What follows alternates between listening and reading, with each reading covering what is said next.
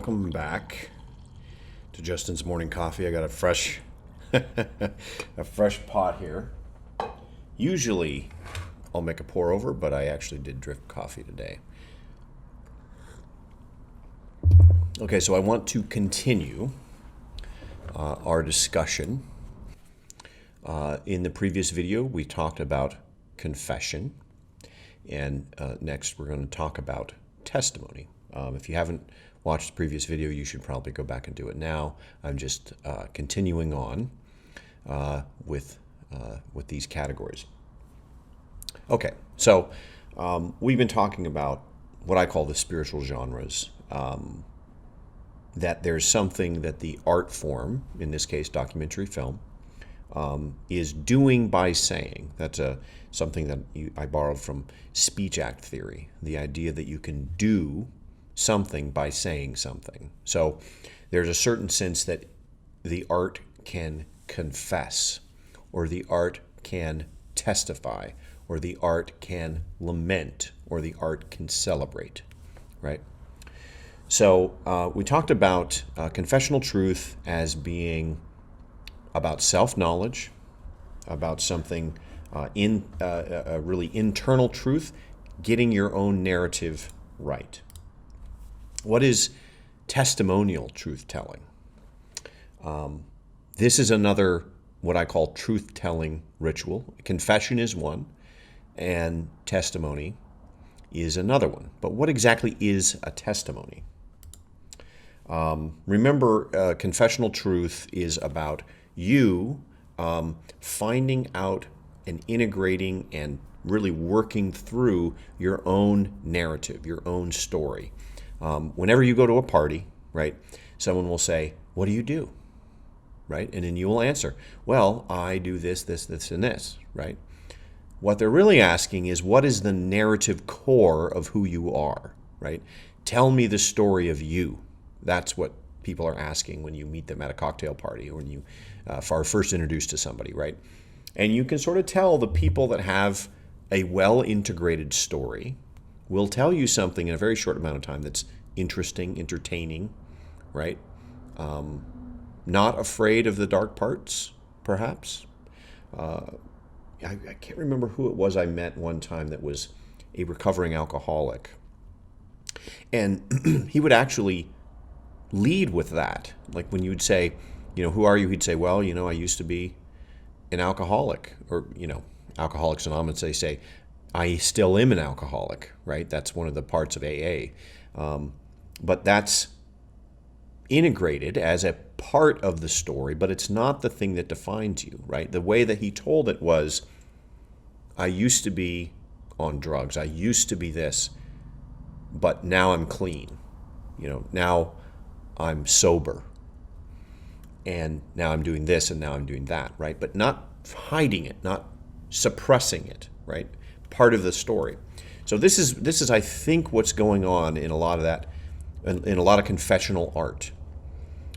It is being used as a way for people to, either as subjects of the film or as artists themselves that are operating in confessional space, to unify that narrative, to work through that narrative, or when it's us as an audience, we are using it to watch confession modeled. So there's a sense that, well, if they can be honest about it, about their life, then maybe I can be honest about my life too, to myself, right?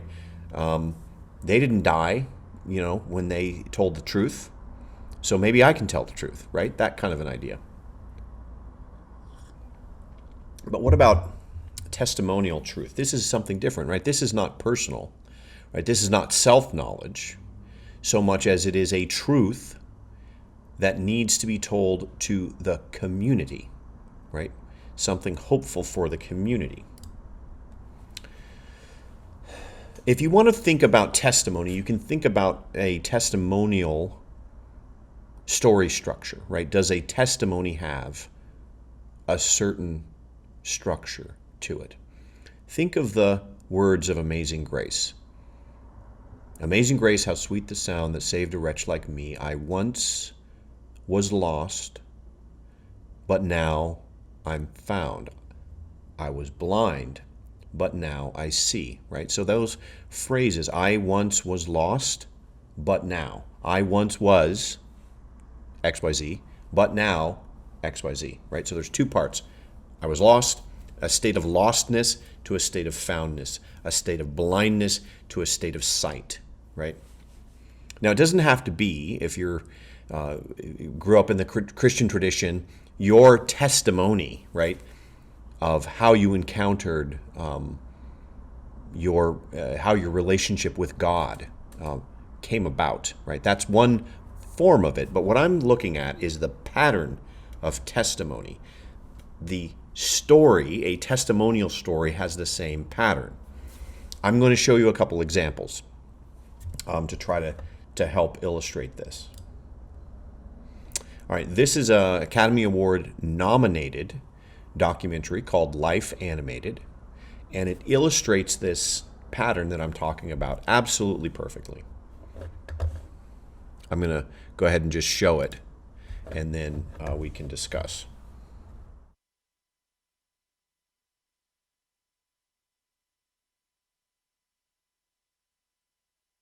There is a boy who is just like other boys, until one night he sees from his window a storm on the horizon. Oh, who are you? I'm Peter Pan, and you can. All of a sudden, at 3 years old, Owen vanishes. The doctor says, "Let me explain what autism is." Some of the kids don't ever talk again. I remember thinking, I'm just gonna hold you so tight and love you so much that whatever is going on will go away. We're beginning to give up hope. And one day, we're watching the Disney animated movies. And he says he doesn't want to grow up like Mowgli or Peter Pan. What the hell just happened? And all of a sudden, it became clear to us. He's using these movies to make sense of the world he actually is living in, our world. So at that point, we began to speak to him in Disney dialogue. When did you and I become such good friends? Whatever works to get to Owen. I've been scared my whole life of growing up.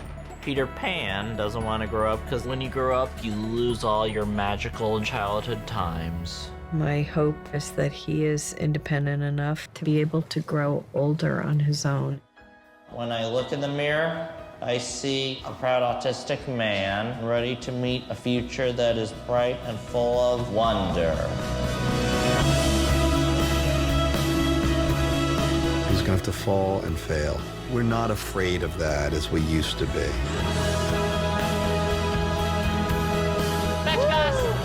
I just can't believe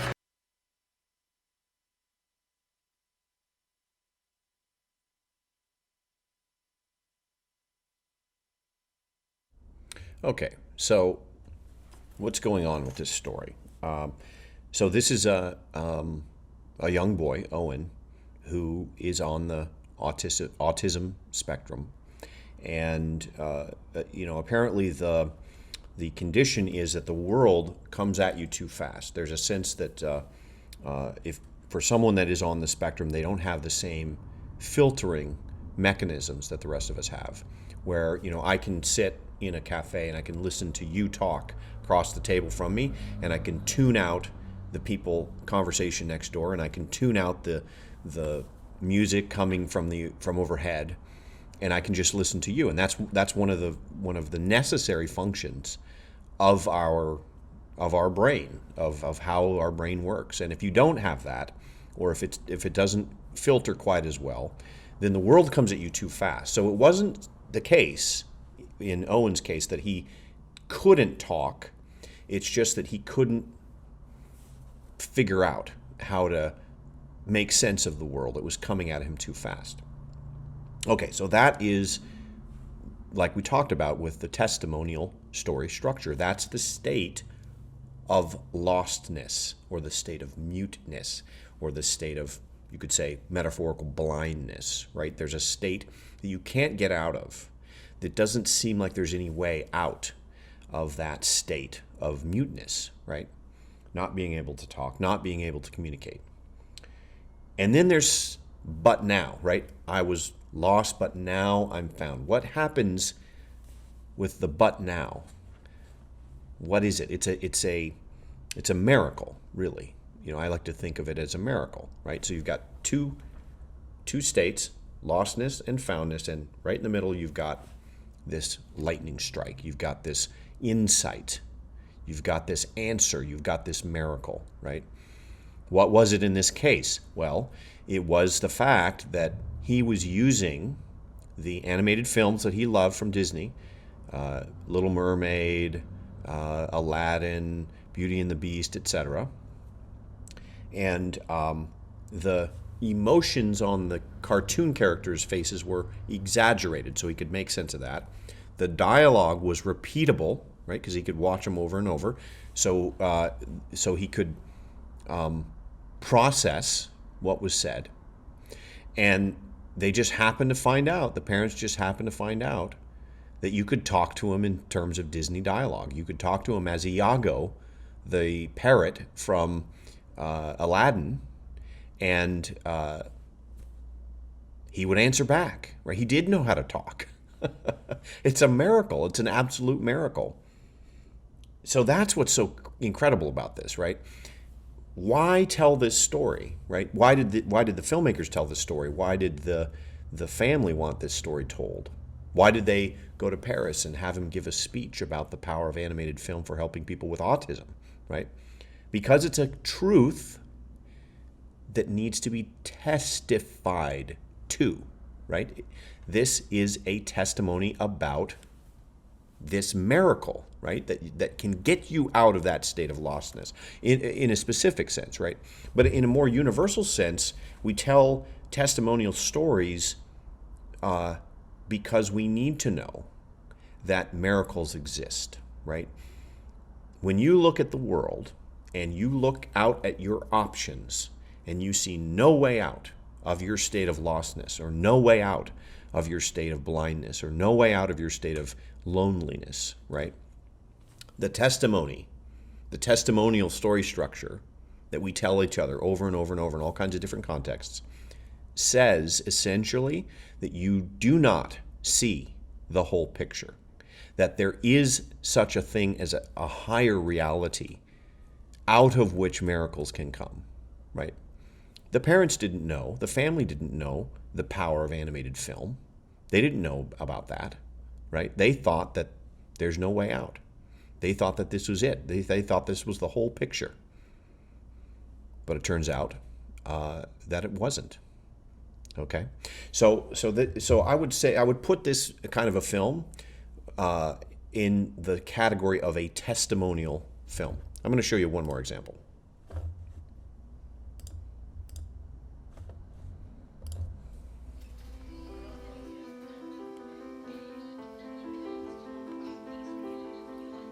I have one resident that barely opened her eyes. She didn't respond. As much as I tried, I knew her for 2 years. No matter what I tried, massage wouldn't work, nothing worked. But when we got introduced to the iPods and the family told me the things that she liked, it was amazing once we put the iPod on her. She started shaking her feet. She started moving her head. Her son was just amazed. Okay, can we stop? Because now I'm getting all I'm seeing her all over again.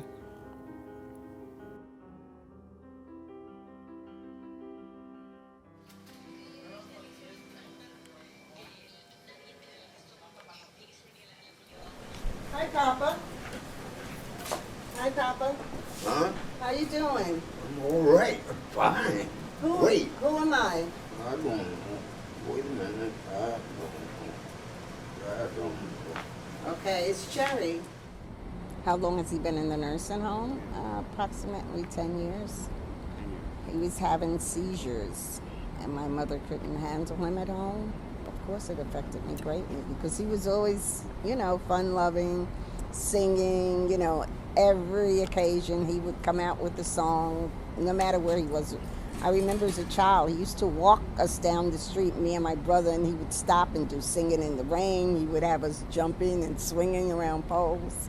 he was, you know, he was good. He was always into music, you know, always loved singing, dancing. His name is Henry Dreyer. Uh-huh. And I'm looking more or less for religious music for him. Okay. Because he enjoys music and he always quoting the Bible. So I'd rather have that for him. We first see Henry inert, maybe depressed, unresponsive, and almost unalive. Henry. Yeah. Henry. Yes, y'all. I found your music. You want your music now? What do you want me? Let's try your music, okay? And then you tell me if it's too loud or not. Then he is given an iPod containing, we know, his favorite music.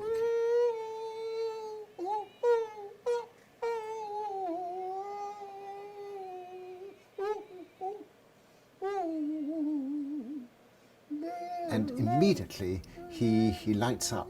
His face assumes expression, his eyes open wide.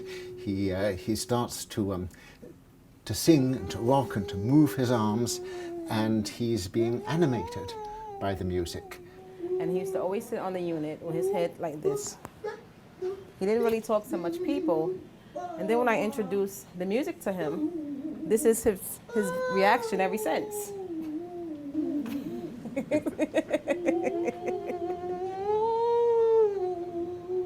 The philosopher Kant once called music the quickening art, and Henry is being quickened, he's being brought to life. Yeah. I'm going to take the music for 1 second, okay? Just to ask you a few questions. Okay? I'm going to give it back to you. Uh-huh. Okay.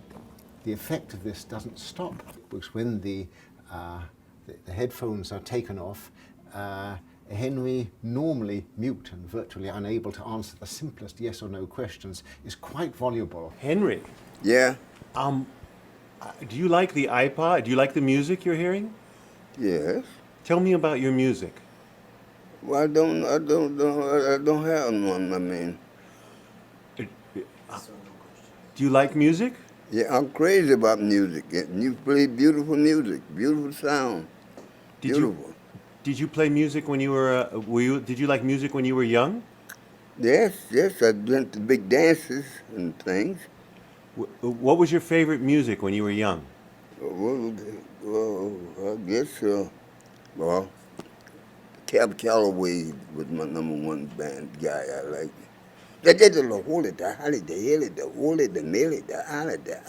What's your favorite Cab Calloway song? Oh, I'll be home there for Christmas. Oh, you can count and plan on me with plenty of snow, mistletoe, present wrapped around your tree. Ow! So in some sense, Henry is restored to himself. He has remembered who he is, and he's reacquired his identity for a while through the power of music. What does music do to you? It give me the feeling of love, romance. Figure right now the world need to come into music, singing. You got beautiful music here. Beautiful, oh, lovely. And I feel the band of love, the dream. The Lord came to me, made me holy. I'm a holy man. So he gave me this sound. I'll just say, I meet you.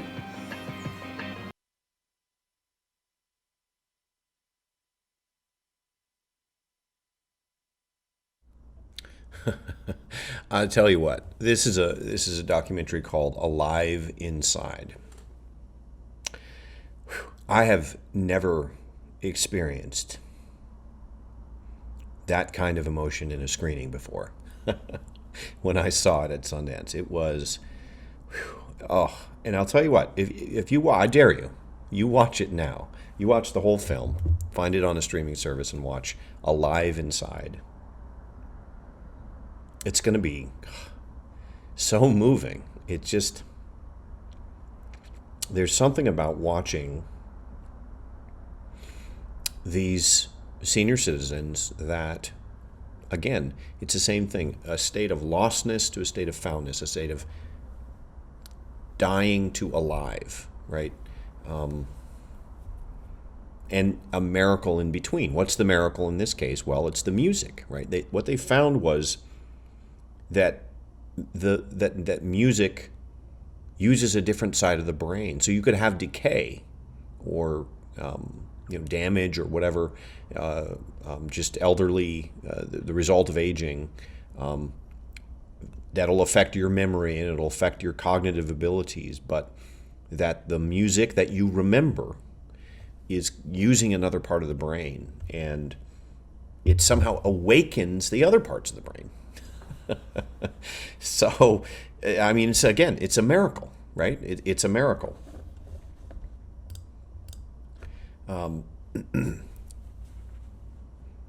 I once was lost, but now I'm found. So, if you're a testimonial artist, you're the type of person that likes to look for testimonies to tell, right? That's what you're looking. Starting with a state of lostness, a miracle, and then winding up in a state of being found.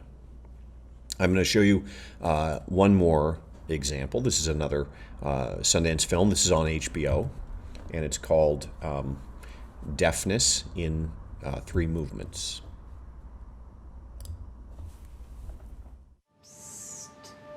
When my son was born, he could hear. This is 2,000 hertz. When he turned 4, 100. the audible world closed shut. Got my first implant when I was 4. I've had more experience hearing things than not hearing things now. But my grandparents, they've had more experience not hearing things. Papa said he thought his life was better because he was deaf. One time I told him, you're not deaf, because I understand deaf. Jonas told us he wanted to take piano lessons. Beethoven had big emotions. I think it's really about his deafness. My mind is gone down. This looks like the early stages of Alzheimer's. When I play without my implants, I can just let my mind wander. If deafness is a mutation, then maybe our mistakes become our music. Did it sound good? It's beautiful.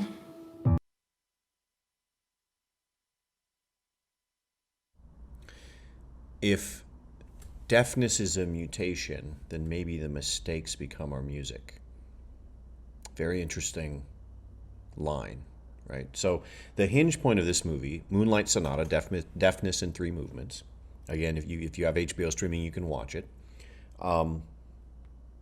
Is a scene where her parents, who are both deaf, find out from this scientist, this, I don't know if it's a geneticist or something, where in their genes, in her genes specifically, the reason for her being born deaf.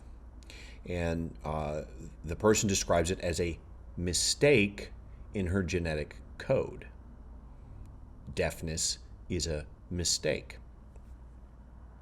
So that might be this world of lostness, you know. But then there's this other line, but the mistakes become the music. And the question that she raises about Beethoven, who wrote the Moonlight Sonata when he was deaf, the question she raises is Moonlight Sonata brilliant in spite of Beethoven going deaf? Or is it brilliant because of Beethoven going deaf? Think of that kintsugi bowl that I talked about in the last video.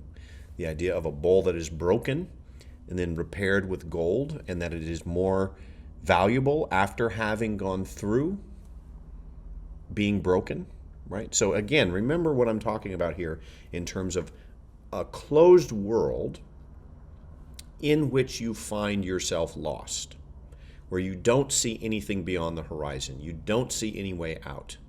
And then something comes in from the outside and pulls you over to the other side, where you realize that first state of being lost, of being blind, of being deaf, of being dumb, of being trapped in some way, was not the full picture.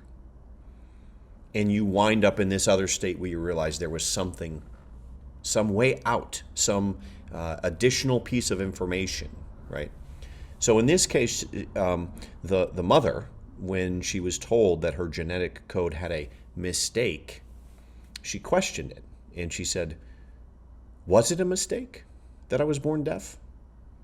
Is that really something that we know for sure?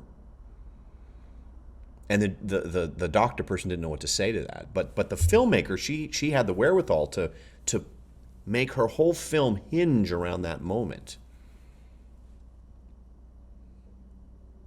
The mistakes become the music, right?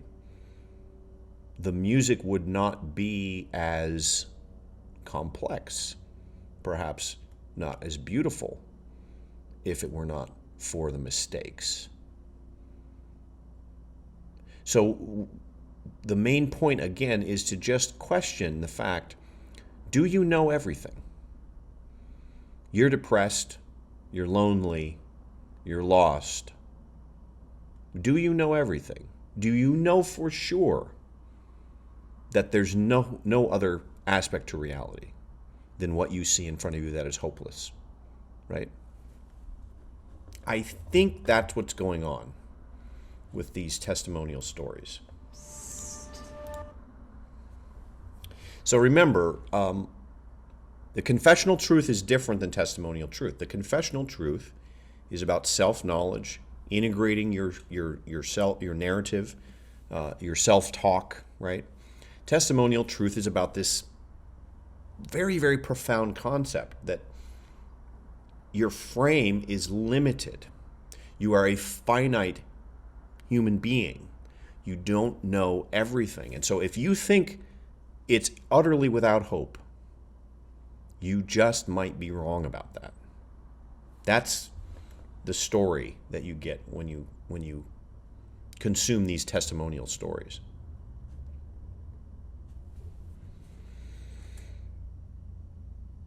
So you might be someone who operates in that sort of a way.